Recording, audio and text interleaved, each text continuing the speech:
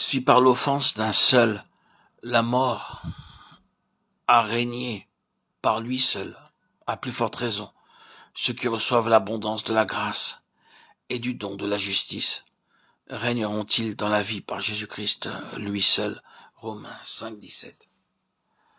Nous régnerons, non lorsque Christ reviendra pour le millénium, mais nous sommes appelés à régner maintenant.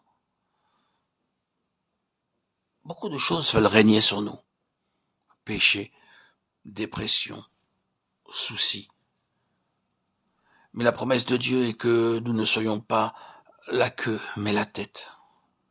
Le secret pour régner sur toutes ces choses est de recevoir l'abondance de la grâce par la foi.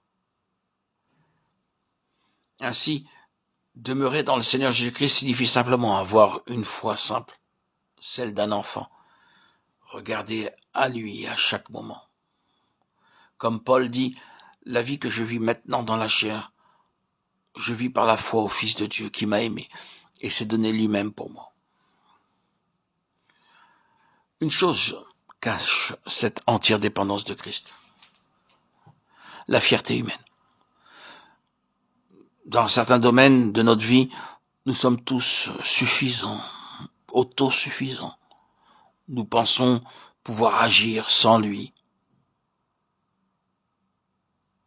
Bien que nous regardions à lui, nous commençons à regarder à nous-mêmes et à dépendre de notre connaissance, de notre sagesse, de notre propre force,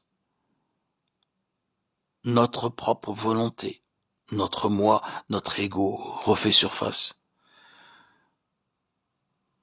Nous ne sommes plus centrés sur notre Seigneur, mais sur nous-mêmes.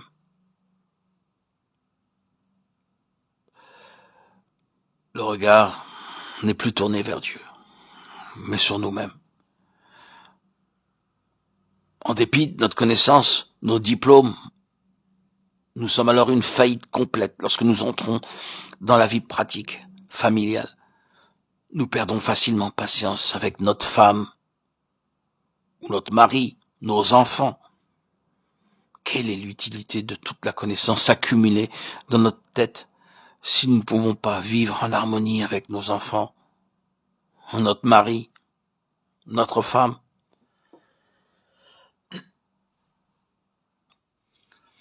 Nous n'avons pas d'amour parce que nous dépendons de notre connaissance cérébrale plus que sur lui. C'est l'orgueil humain. C'est pourquoi Jésus a pris l'exemple d'un enfant.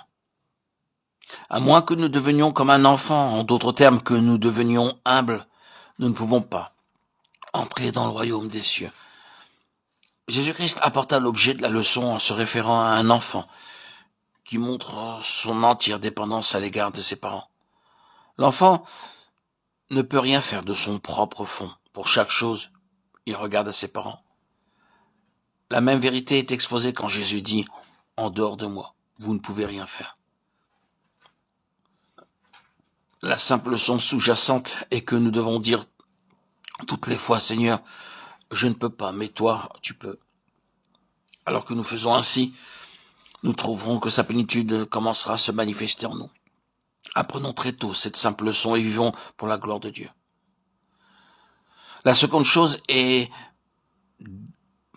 dépendre de Dieu, non seulement par l'appropriation de la foi, mais par l'obéissance de la foi.